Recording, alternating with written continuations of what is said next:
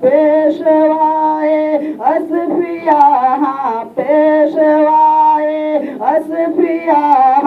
پیشوائے اصفیاء یا غوث اعظم دستگیر رونق گل اولیاء یا غوث اعظم دستگیر رونق گل اولیاء یا غوث اعظم دستگیر. اور یہ شعر سنائیں گے کہ آپ ہیں پیروں کے پیر اور آپ ہیں روشن زمین. سبحان اللہ سبحان اللہ. آپ ہیں پیروں کے پیر اور آپ ہیں روشن ضمیر. آپ ہیں پیروں کے پیر اور آپ ہیں روشن ضمیر. آپ شاہ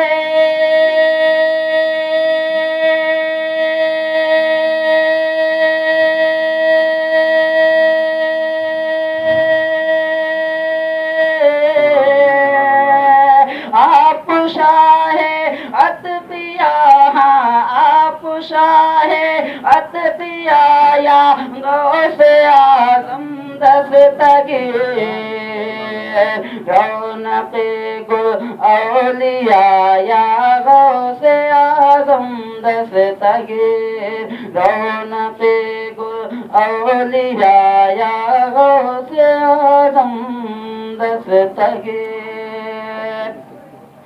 اولیاء کے گردنے ہیں آپ کے زیر قدم. محبت سے بولیے سبحان اللہ. اولیاء کے گردنے ہیں آپ کے زیر قدم. اولیاء کے گردنے ہیں آپ کے زیر قدم. یا امام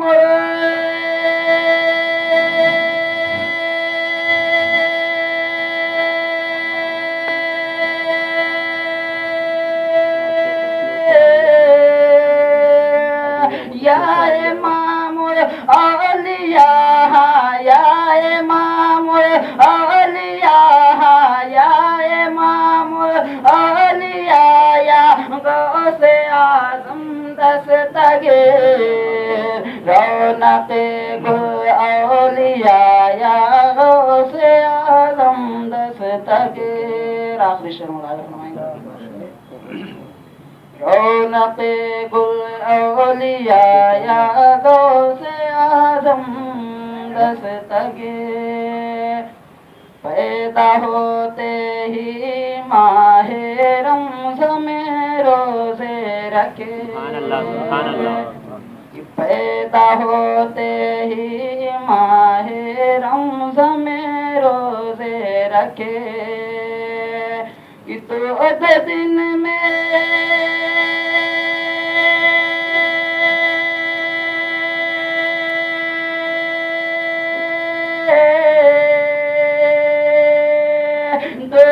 دن میں نہ پیا دن میں نہ پیا یا غوث اعظم دستگیر رونق گل اولیاء یا غوث اعظم دستگیر رونق.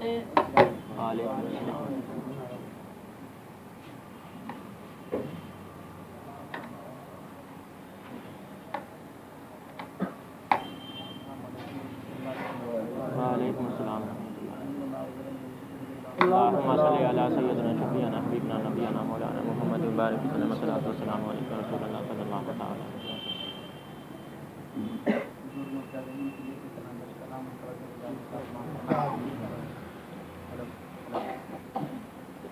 تجلی نور بدم غوث اعظم تجلی نور قدم غوث اعظم تجلی نور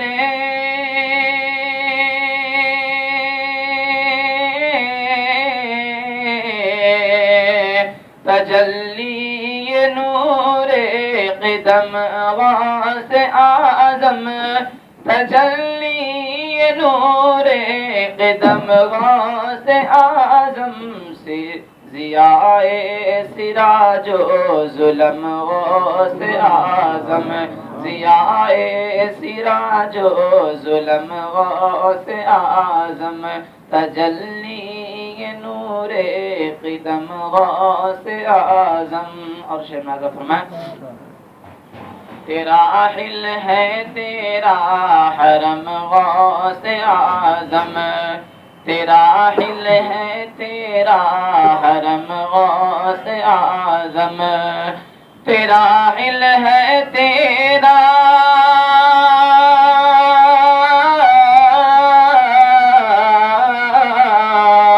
تیرا حل ہے تیرا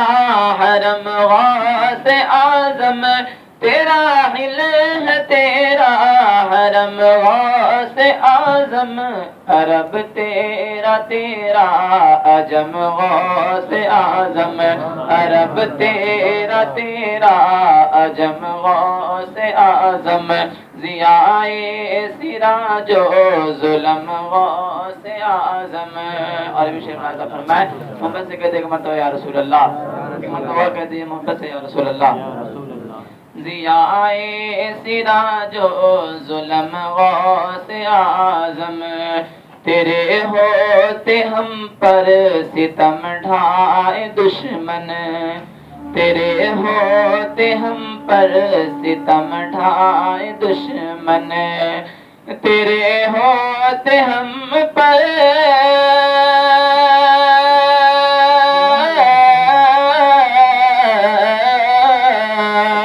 تیرے ہوتے ہم پر ستم ڈھائے دشمن تیرے ہوتے ہم پر ستم ڈھائے دشمن ستم ہے ستم غوث اعظم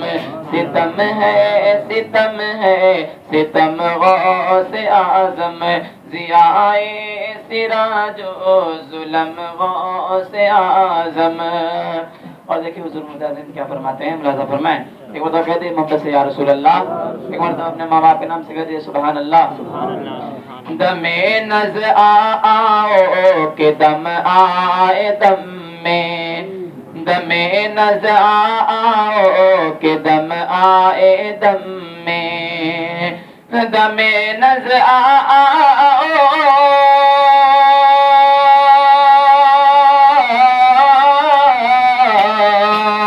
دم نز آؤ کہ دم آئے دم میں دم نز آؤ کہ دم آئے دم میں کرو ہم پہ یاسین دم غوث اعظم کرو ہم پہ یاسین دم غوث اعظم کرو ہم پہ یاسین دم غوث اعظم ضیاء سراج و ظلم غوث اعظم عدم نز آسرحان آ جاؤ پیارے دم نز آسرحان آ جاؤ پیارے دم نز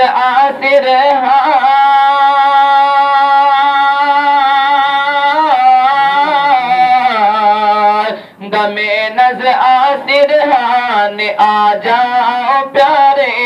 دم نز آسرحان آ جاؤ پیارے تمہیں دیکھ کر نکل دم غوث اعظم تمہیں دیکھ کر نکل دم غوث اعظم ضیاء سراج و ظلم غوث اعظم. اور یہ نعت کا بالخصوص اللہ سماعت فرمائیں محمد سے کہتے ہیں سبحان اللہ سبحان اللہ یہ دل یہ جگر ہے یہ آنکھیں یہ سر ہے یہ دل یہ جگر ہے، یہ آنکھیں یہ سر ہے، یہ دل یہ جگر ہے،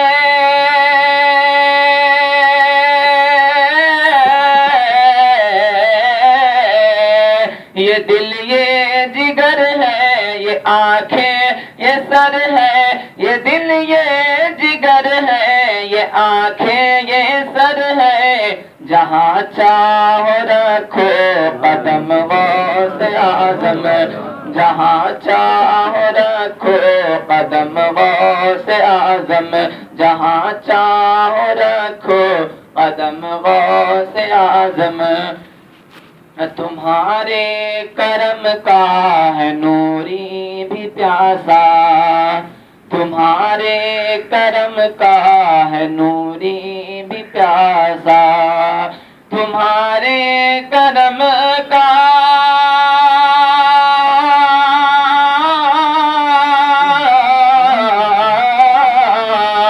تمہارے کرم کا ہے نوری بھی پیاسا، تمہارے کرم کا ہے نوری بھی پیاسا، ملے اس کویم سے بھی نم غوث اعظم، ضیائے سراج و ظلم غوث اعظم، جہاں چاہو رکھو قدم غوث اعظم۔ نعرہ تکبیر، نعرہ رسالت، یا رسول اللہ، اہل سنت، مسلک اعلیٰ حضرت، مسلک اعلیٰ حضرت، نعرہ تکبیر، نعرہ رسالت، یا رسول اللہ۔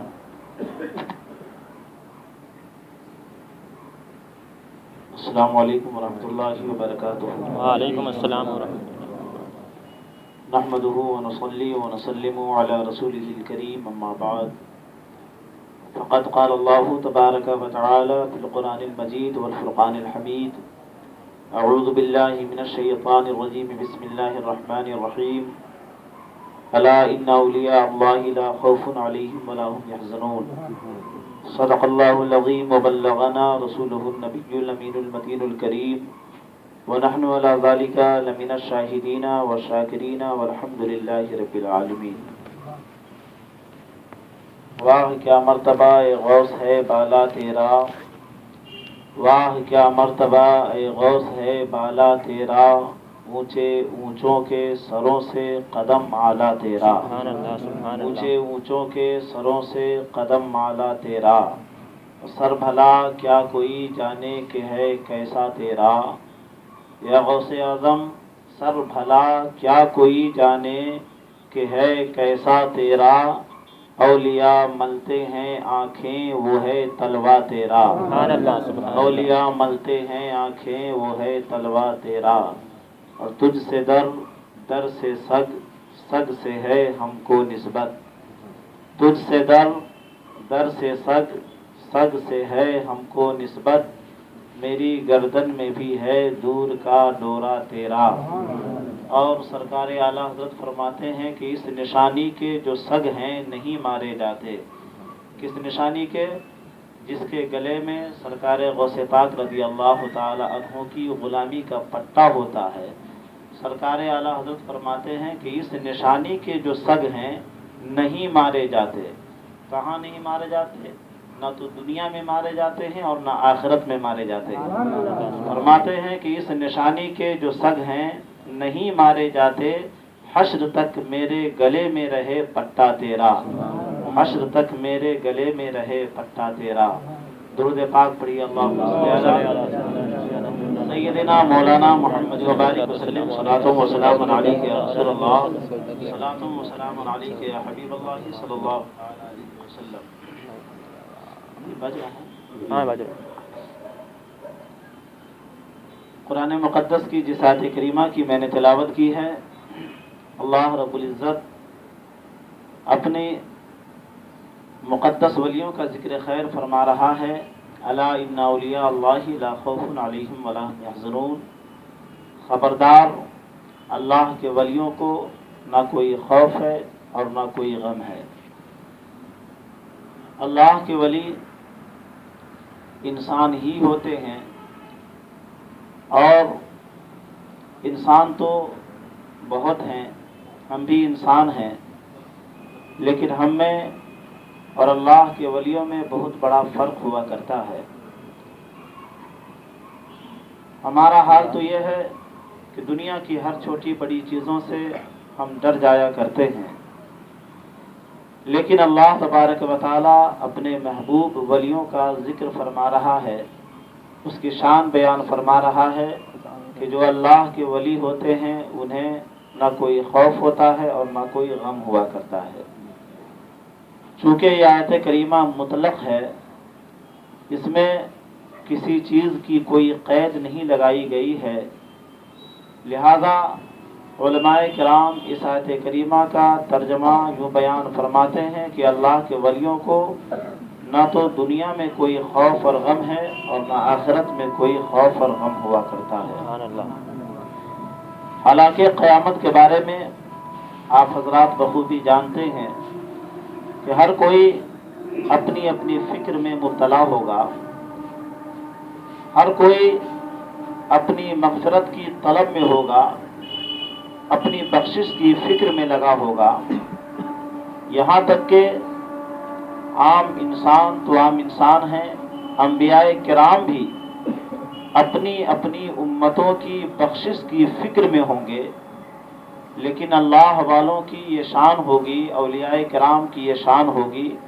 कि वो मैदान क़यामत में भी इत्मीनान व सुकून की हालत में मौजूद होंगे। हज़रात मोहतरम, वजह क्या है? हम इंसान जब अपनी ज़िंदगी गुजारते हैं, दुनिया में अपनी ज़िंदगी को आराम पहुंचाने के लिए, आरामदेह ज़िंदगी बसर करने के लिए हम मेहनतें और मशक्क़तें बर्दाश्त करते हैं। हमारी कोशिश ये होती है कि हमारा खाना पीना अच्छा हो, सोना अच्छा हो, हमारा रहना सहना अच्छा हो, बेहतरीन इंतज़ाम अपनी ज़िंदगी के लिए हम करते हैं और उस इंतज़ाम के लिए हमें तरह तरह की मेहनतों को बर्दाश्त करना पड़ता है, तरह तरह की मशक्क़तों को हमें उठाना पड़ता है। बहरहाल हमारी कोशिशों का एक ही मकसद होता है कि हमारी ज़िंदगी बेहतर बन जाए, हमारा खाना पीना अच्छा हो, रहना सहना अच्छा हो, सोना उठना बैठना हमारा अच्छा हो। इन तमाम इंतज़ामात के लिए हमें पैसों की ज़रूरत पड़ती है, दौलत की ज़रूरत पड़ती है। हम दौलतों को जमा करते हैं, पैसों को इकट्ठा करते हैं और अपनी ज़िंदगी को बेहतर से बेहतर बनाने की कोशिश करते हैं। लेकिन अल्लाह वाले जो होते हैं, वो अल्लाह वाले अपने पास दौलतों को जमा नहीं करते हैं, अपने पास माल को इकट्ठा नहीं फरमाते हैं, बल्कि सिर्फ एक अल्लाह पर भरोसा करते हुए अपनी सारी ज़िंदगी गुजार देते हैं। न तो उनके पास दौलतों के अंबार हुआ करते हैं, न उन्हें जमा करने की कोई लालच और कोई इरादा हुआ करता है। जब इंसान के पास माल होता है, दौलत होती है, उसी दौलत का उसे मैदान क़यामत में हिसाब देना होता है। लेकिन अल्लाह वाले अपने पास कुछ नहीं बचा करके रखते। अगर उनके पास होता है तो सिर्फ अल्लाह तबारक व तआला पर भरोसा और ईमान हुआ करता है। यही वजह है कि हम आम इंसान मैदान क़यामत में अपनी मग़फ़िरत की फ़िक्र में मुब्तला होंगे, लेकिन अल्लाह वालों को किसी चीज़ का वहाँ पर भी कोई खौफ और कोई गम नहीं होगा। हज़रात मोहतरम, हमारी ज़िंदगी कुछ और है, अल्लाह वालों की ज़िंदगी कुछ और हुआ करती है। सैयदना गौसे पाक रज़ी अल्लाह ताला अन्हु की मोहब्बत के नाम पर आज की इस महफिल का एहतमाम हुआ है और उन्हीं की ज़ात बाबरकात की रोशनी में मैं कुछ गुफ्तगू करने की सआदतें हासिल कर रहा हूँ। आप देखें, दुनिया में भी बड़े बड़े मालदार अपनी ज़िंदगी गुजारते हैं। कोई बहुत बड़ा ज़मींदार है, कोई बहुत बड़ा मालदार है, कोई बहुत बड़ा रसूखदार है,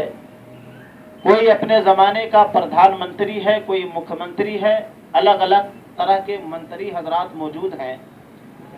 इस दुनिया में बादशाह भी गुजरे हैं और बादशाह के मातहत रियाया का भी गुजर हुआ है। लेकिन اس دنیا میں زندگی گزارنے والے انسان جب کسی بڑے عہدے کو پہنچ جاتا ہے، جب کوئی بہت بڑے مرتبے کو پہنچ جاتا ہے دنیاوی اعتبار سے، آپ دیکھتے ہیں کہ دنیا کے لوگ اس کا تذکرہ کرتے ہیں، اخبار میں اس کا تذکرہ ہوتا ہے، ٹی وی میں اس کا تذکرہ ہوتا ہے، چائے خانوں میں اس کا تذکرہ ہوتا ہے،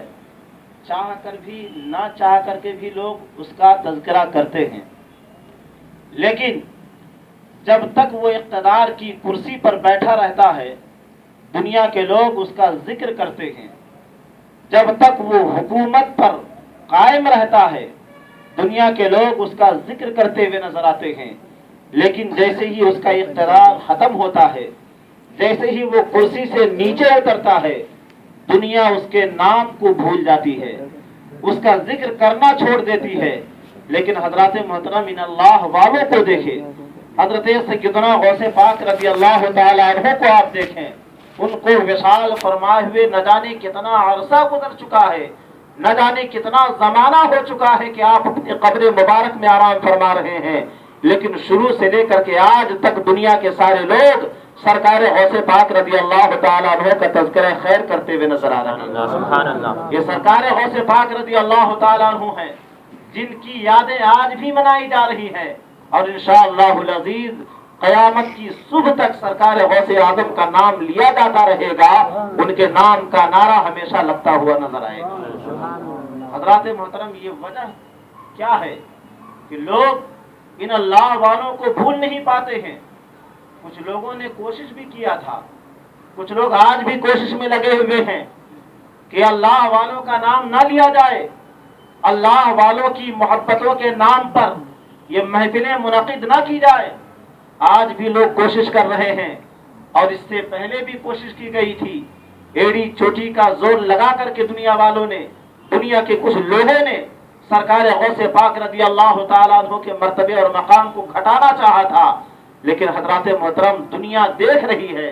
زمانہ کی آنکھیں دیکھ رہی ہے کہ لوگوں نے غوث اعظم کے مرتبے اور مقام کو جتنا گھٹانا چاہا ہے، اللہ تبارک و تعالیٰ نے ان کے مقام و مرتبے کو اتنا ہی بلند و بالا فرما دیا۔ سبحان اللہ، سبحان آخر اللہ۔ وجہ کیا ہے؟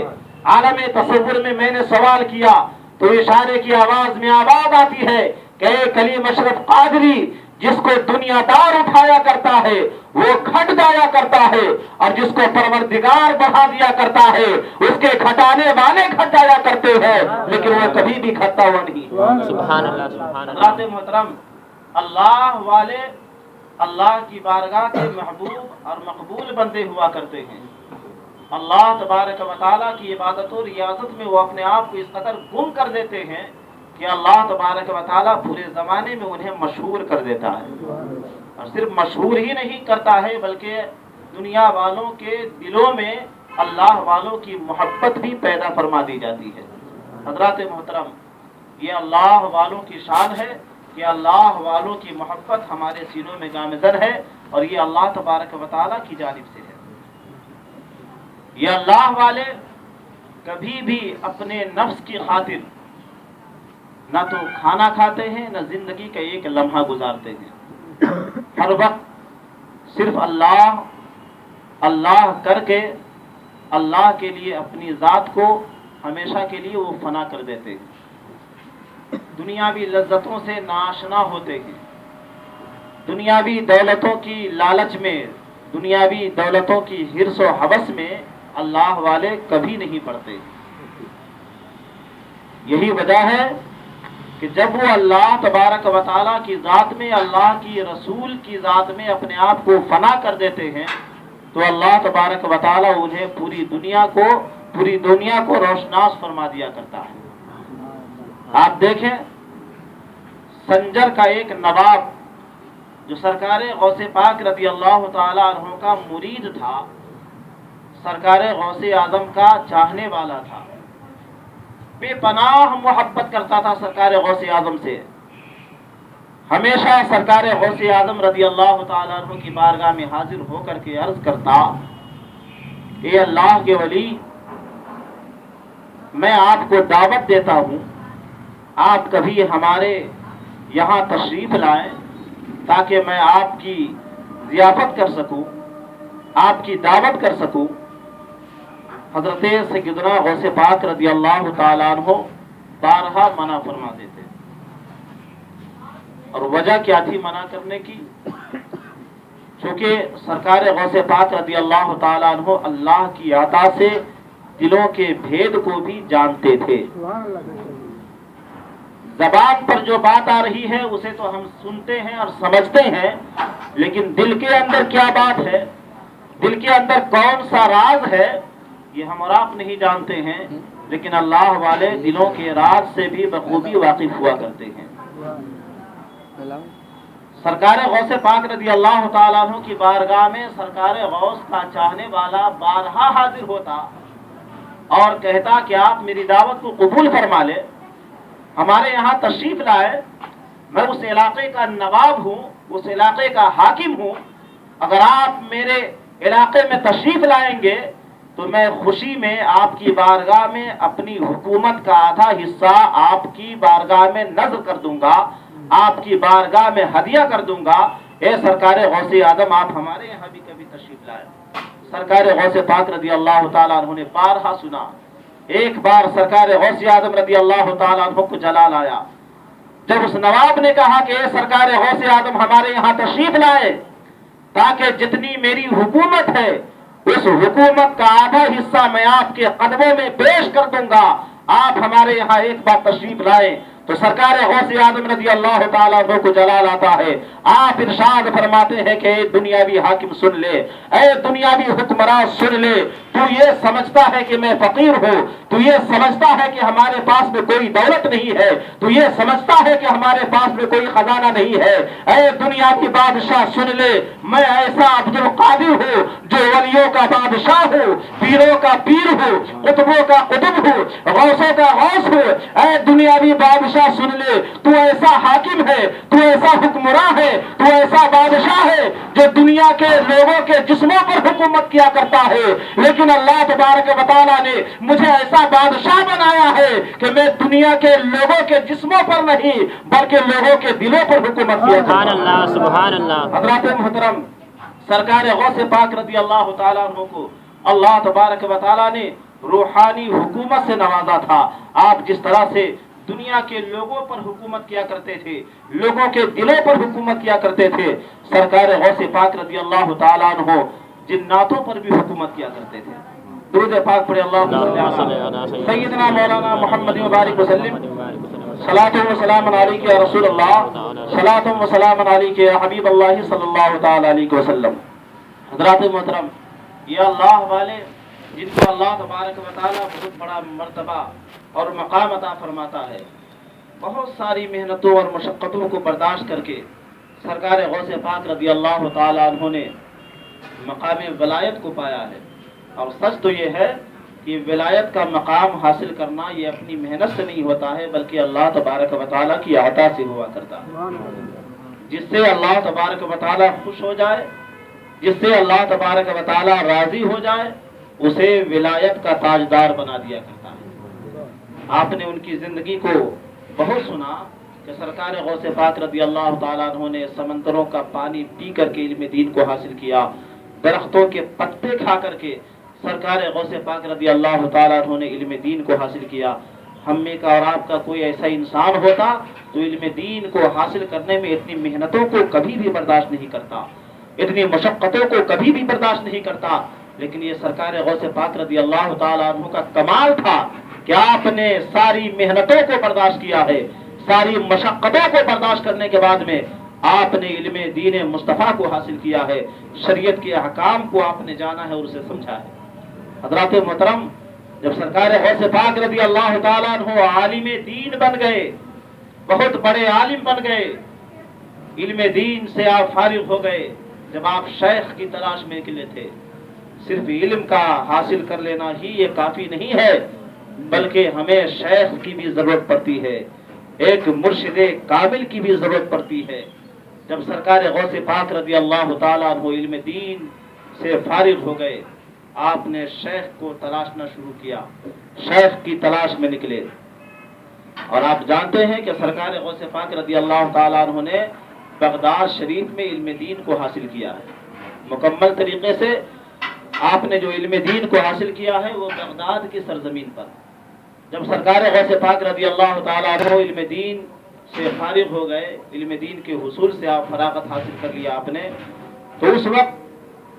بغداد کی حالت جو کتابوں میں بیان کی جاتی ہے کہ بغداد کی حالت اس وقت بہت ہی ابتر تھی. یعنی بہت سارے فتنے فساد برپا تھے وہاں اس مقام پر. لوگ آوارگیوں کے شکار تھے، بیراہ روی میں مبتلا تھے. قدم قدم پر گناہوں کا ایک اڈا بنا ہوا تھا. سرکار غوث پاک رضی اللہ تعالیٰ عنہ نے جب بغداد کے حالات کو آپ نے ملاحظہ فرمایا، دل برداشتہ ہو کر کے آپ وہاں سے واپس ہونے لگے کہ میں یہاں سے کہیں دوسرے مقام پہ چلا جاتا ہوں. جب آپ نے اپنا توشہ راہ اکٹھا فرمایا اور بغداد سے جیسے ہی باہر نکلنا چاہ رہے تھے، بغداد کی آبادی سے دور جانا چاہ رہے تھے کہ اچانک ایک غیب سی آواز آتی ہے کہ عبد القادر آپ یہاں سے کہیں نہ جائیے، اس لیے کہ مخلوق خدا آپ سے فیض پانے والی ہے. یہ غیب سے آواز آئی، اے عبد القادر کہیں مت جائیے، بغداد میں ہی رہیے، اس لیے کہ بغداد کے لوگ آپ سے فیض پانے والے ہیں، بغداد کے لوگوں کی آپ سے اصلاح ہونے والی ہے. سرکار غوث پاک رضی اللہ تعالیٰ عنہ نے جواب دیا کہ میں اگر یہاں سے نہیں جاتا ہوں، مجھے لوگوں سے کیا لینا دینا ہے، مجھے تو اپنے دین کی سلامتی چاہیے، میں اپنے دین کو بچانا چاہتا ہوں، اپنے دین کی سلامتی چاہتا ہوں. تو غیب سے آواز آتی ہے کہ عبد القادر اگر آپ بغداد میں رہیں گے تو آپ کے دین کو کوئی نقصان نہیں پہنچے گا، بلکہ آپ کا دین بھی سلامت رہے گا اور لوگوں کا دین بھی آپ کی وجہ سے سلامت ہو جائے گا. سرکار غوث پاک رضی اللہ تعالیٰ عنہ نے اس پردے غیب سے آئی ہوئی آواز کی تعمیل فرمائی اور آپ نے وہیں پر قیام کا ارادہ فرمایا. لیکن دل میں شیخ کی تلاش باقی رہی، آپ مرشد کی تلاش فرماتے رہے، مرشد کو تلاش کرتے رہے. اچانک بغداد کی ایک گلی سے آپ گزر رہے تھے کہ اچانک ایک جگہ سے آواز آتی ہے کہ عبد القادر کل آپ کہاں جا رہے تھے؟ سرکار غوث پاک رضی اللہ تعالیٰ عنہ نے پلٹ کر کے دیکھا تو ایک نور کا ہیولا سا نظر آیا، لیکن دروازہ بند ہو گیا. سرکار غوث پاک رضی اللہ تعالیٰ عنہ نے کھڑے ہو کر کے انتظار فرمایا، پتہ نہیں کون سے اللہ کے ولی تھے، کون سے شیخ تھے جنہوں نے مجھے اس طرح سے آواز لگایا ہے اور اپنا چہرہ دکھانے سے پہلے ہی انہوں نے اپنے دروازے کو بند کر لیا ہے. آپ نے دروازے کو کھٹکھٹانا مناسب نہ سمجھا، اپنی جگہ پر آپ چلے گئے، لیکن اسی شیخ کی تلاش فرماتے رہے. آپ کو یقین ہو چکا تھا یہ کوئی عام انسان نہیں ہے بلکہ یہ اللہ کے ولی ہے، جس کی مجھے تلاش ہے وہی ہماری تلاش کی منزل یہی اللہ کے ولی ہیں. سرکار غوث اعظم رضی اللہ تعالیٰ عنہ انہیں تلاشتے رہے، انہیں ڈھونڈتے رہے. اچانک ایک دن سرکار غوث اعظم رضی اللہ تعالیٰ عنہ نے اس بزرگ کو پا لیا جن کا نام حضرت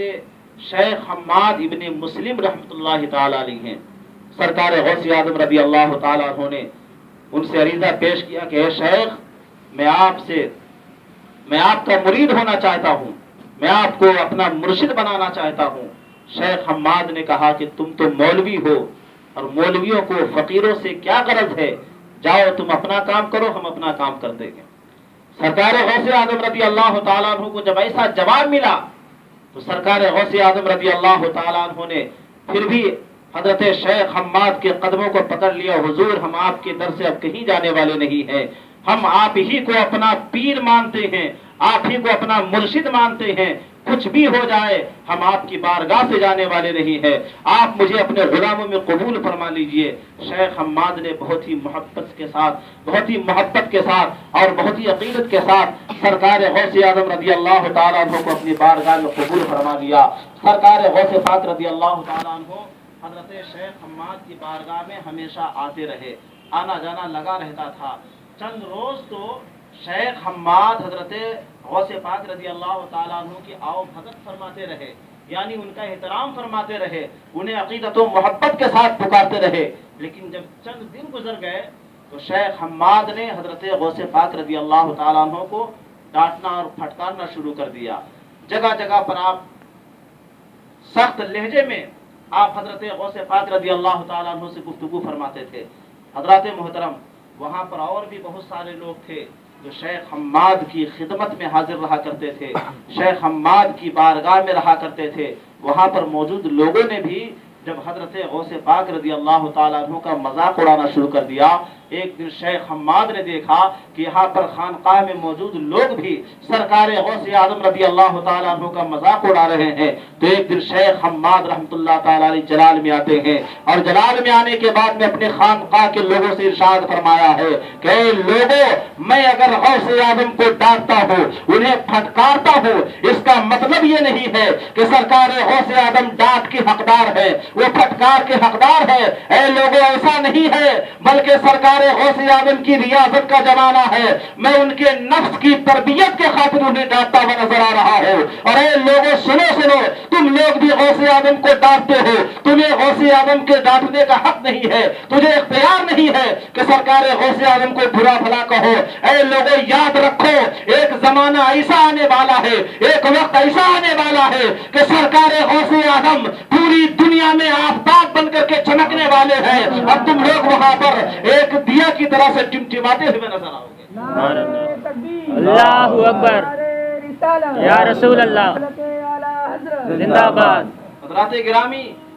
تو اولیاء کرام کو بھی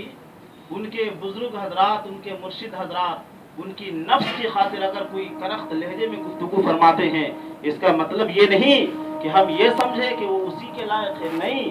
اللہ والے اللہ والوں کو پہچانا کرتے ہیں اور ان کی نفس کی تربیت فرماتے ہیں، نفس کی تربیت فرما کر کے انہیں ایک سونے کی طرح سے چمکاتے ہوئے اور دمکاتے ہوئے نظر آتے ہیں۔ حضرات محترم، یہ غوث پاک رضی اللہ تعالیٰ عنہ جن کی محبت کے نام پر ہم یہاں پر آئے ہیں، حضرات محترم، حقیقت بات تو یہ ہے کہ ہم اتنے کم علم ہیں، اتنے گنہگار، اتنے سیاکار ہیں کہ سرکار غوث اعظم رضی اللہ تعالیٰ عنہ کا نام نامی اسم گرامی لینے کے بھی لائق نہیں ہے۔ حقیقت یہی ہے۔ سرکار غوث پاک رضی اللہ تعالیٰ عنہ کے مرتبے کو آپ کیا جانیں؟ سرکار غوث پاک رضی اللہ تعالیٰ عنہ کا خود بیان ہے کہ اگر کوئی اللہ کا ولی بغداد میں آتا ہے اور میرے مزار پر حاضر ہوئے بغیر واپس چلا جائے تو اللہ تبارک و تعالیٰ اس ولی کی ولایت کو چھین لیا کرتا ہے۔ اللہ اکبر۔ یہاں تک کہ غوث اعظم نے خود ارشاد فرمایا ہے کہ اگر کوئی شخص بغیر وضو کے میرا نام لے لیتا ہے تو اللہ تبارک و تعالیٰ اس کے رزق میں تنگی فرما دیتا ہے۔ اللہ اکبر۔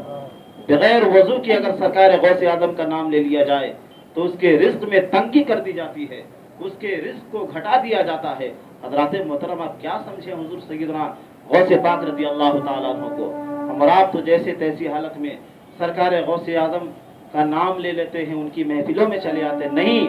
ادب کا تقاضا یہ ہے، ادب کا تقاضا یہ ہے کہ سرکار غوث اعظم کا نام باوضو لیا جائے۔ اگر ان کی محفل میں آپ آ رہے ہیں تو نہا دھو کر کے ہی نہیں بلکہ صاف ستھرے کپڑے پہن کر کے باوضو ہو کر کے سرکار غوث اعظم رضی اللہ تعالیٰ عنہ کی محفل میں آپ شریک ہوا کریں۔ اگر ایسا ہوا تو یقیناً غوث اعظم رضی اللہ تعالیٰ عنہ کے فیضان کی بارشیں ہوتی ہوئی نظر آئیں گی۔ حضرات گرامی، سرکار سیدنا غوث پاک رضی اللہ تعالیٰ جن کے پیر و مرشد کے بارے میں آپ نے ملاحظہ فرمایا، حضرت شیخ حماد ابن مسلم رحمۃ اللہ تعالیٰ علیہ، سرکار غوث اعظم رضی اللہ تعالیٰ عنہ کی شان یہ کہ ہم جیسے لوگ ہیں، گنہگار تو گنہگار ہے، سیاہکار تو سیاہکار ہے، نمازی تو نمازی ہے، سرکار غوث اعظم رضی اللہ تعالیٰ عنہ کے دعاؤں کے محتاج اللہ کے ولی بھی ہیں۔ اللہ کے ولی جن کی بارگاہ سے ایک دنیا فیض حاصل کرتی ہے، جن کی بارگاہ میں پہنچ کر کے دنیا کے لوگ مغفرت کا پروانہ طلب کیا کرتے ہیں، ان اولیاء اللہ کی بات میں کر رہا ہوں کہ ایسے اللہ کے ولی بھی سرکار غوث اعظم کی دعاؤں کے محتاج ہوا کرتے ہیں، سرکار غوث اعظم رضی اللہ تعالیٰ عنہ کی نظر کرم کے محتاج ہوا کرتے ہیں۔ ایک آخری بات میں آپ کو بتلا دوں، جب سرکار غوث اعظم رضی اللہ تعالیٰ عنہ کے بچپنے کا زمانہ تھا، آپ حضرت شیخ حماد کی بارگاہ میں آپ فیض حاصل کر رہے تھے۔ اس زمانے کی بات ہے کہ سرکار غوث اعظم رضی اللہ تعالیٰ نے ایک بار آبادی سے باہر شہر کی جامع مسجد میں نماز جمعہ ادا کرنے کے لیے تشریف لے جا رہے تھے۔ راستے میں ایک نہر پڑتا تھا، حضرت شیخ حماد نے ایک دھکا لگایا، سرکار غوث اعظم رضی اللہ تعالیٰ عنہ اس نہر میں گر پڑے۔ سردی کا زمانہ تھا، سردی کی وجہ سے حضرت سیدنا غوث پاک رضی اللہ تعالی عنہ کے جسم میں کپکپی طاری ہو گئی، ٹھنڈ کا احساس ہو رہا تھا۔ سرکار غوث اعظم رضی اللہ تعالی نہر سے باہر تشریف لائے، کپڑے کو سکھایا، پھر آپ شہر کی جامع مسجد میں جمعہ کی نماز ادا کرنے کے لیے تشریف لے گئے۔ موجود لوگوں نے پوچھا، اے حضرت شیخ حماد، حضرت غوث اعظم جو بچپنے کا زمانہ ہے، انہوں نے آپ سے کچھ بھی تو نہیں کہا، کوئی آپ کو تکلیف نہ پہنچائی گئی، پھر بھی آپ نے بغیر کسی بات کے حضرت غوث اعظم کو دھکا کیوں لگا دیا؟ اس سخت سردی میں آپ نے حضرت غوث اعظم کو نہر کے پانی میں دھکیل دیا۔ آپ کو پتا بھی ہے کہ سرکار غوث اعظم کو کتنی تکلیف ہوئی ہوگی۔ اللہ اکبر، جب لوگوں نے پوچھا تو حضرت شیخ حماد رحمۃ اللہ تعالی علیہ نے جواب دیا کہ لوگوں، میں نے حضرت غوث اعظم کو جو دھکا لگایا ہے کسی دشمنی کی بنیاد پر نہیں، نفرت کی بنیاد پر نہیں، بلکہ وہ اللہ کا ولی ہے، میں اس کو آزما رہا تھا، اس کا امتحان لے رہا تھا، میں اس کے نفس کی تربیت کر رہا تھا، وہ اپنے امتحان میں کامیاب ہو گیا ہے، اس لیے کہ میں نے اسے نہر میں دھکا تو لگا دیا ہے، لیکن غوث اعظم نے نہ تو مجھ سے بدلہ لینے کا کوئی ارادہ کیا ہے، نہ مجھے کوئی برا بھلا کہنے کا کوئی ارادہ کیا۔ یہ اللہ کے ولیوں کی پہچان ہوا کرتی ہے کہ جب کوئی مخلوق اللہ کے ولی کو ستاتی ہے تو اللہ کا ولی اللہ کے مخلوق سے بدلہ نہیں لیا کرتا ہے، بلکہ اسے دعاؤں سے نواز دیا کرتا ہے۔ حضرات محترم، یہ واقعہ تو گزر گیا، لیکن جب حضرت غوث اعظم کی جوانی کا زمانہ آیا اور شیخ حماد رحمۃ اللہ تعالی علیہ کا انتقال ہو گیا، وہ اپنی قبر میں تشریف فرما تھے۔ حضرت غوث اعظم فاتحہ پڑھنے کے لیے حضرت شیخ حماد کے مزار پر تشریف لے گئے، اور آپ کے ساتھ چند مریدین، متوسلین اور معتقدین حضرات بھی تھے۔ حضرت غوث اعظم رضی اللہ تعالیٰ فاتحہ پڑھ رہے تھے، اچانک وہاں پر موجود لوگوں نے دیکھا کہ حضرت غوث اعظم رضی اللہ تعالیٰ کا چہرہ متغیر ہو گیا، اداسی سی چھا گئی، پریشانی اور بے قراری کے آثار چہرے پر ظاہر ہوئے۔ لوگ دیکھ کر کے حیران تھے کہ اچانک لوگوں نے دیکھا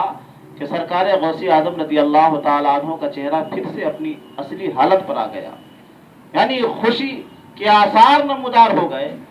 جب وہاں سے فاتحہ پڑھ کر کے واپس ہوئے، لوگوں نے پوچھا کہ اے سیدنا غوث اعظم رضی اللہ تعالیٰ عنہ، آخر معاملہ کیا ہے؟ ہم لوگوں نے دیکھا کچھ دیر پہلے آپ کا چہرہ متغیر ہو گیا، پریشانی اور بے قراری کے آثار ظاہر ہو رہے تھے، بعد میں پھر وہ اصلی حالت پر آ گیا اور آپ کے اندر خوشی کے آثار ظاہر ہونے لگے تھے۔ اے غوث اعظم، آخر یہ فلسفہ کیا ہے، معاملہ کیا ہے؟ تو سرکار سیدنا غوث اعظم رضی اللہ تعالیٰ عنہ نے ارشاد فرمایا کہ اے لوگوں، جب میں شیخ حماد کی قبر پر فاتحہ پڑھ رہا تھا، میں نے سوچا کہ قبر کے اندرونی حالات کو جان لوں، میں دیکھ لوں کہ قبر کے اندر کیا کیا ہو رہا ہے، صاحب قبر کے ساتھ کیسا کیسا سلوک کیا جا رہا ہے۔ سرکار غوث اعظم فرماتے ہیں، جب میں نے کشف کیا، کشف کے ذریعے میں نے قبر کے اندرونی حالات کو میں نے دیکھا، میں نے کیا پایا کہ صاحب قبر کو اللہ تبارک و تعالی جنت کی نعمتوں سے نواز رہا ہے، جنت کی راحتوں سے نواز رہا ہے، جنت کی نعمتیں، جنت کی لذتیں، جنت کی راحتیں اس قبر میں اتاری جا رہی ہے،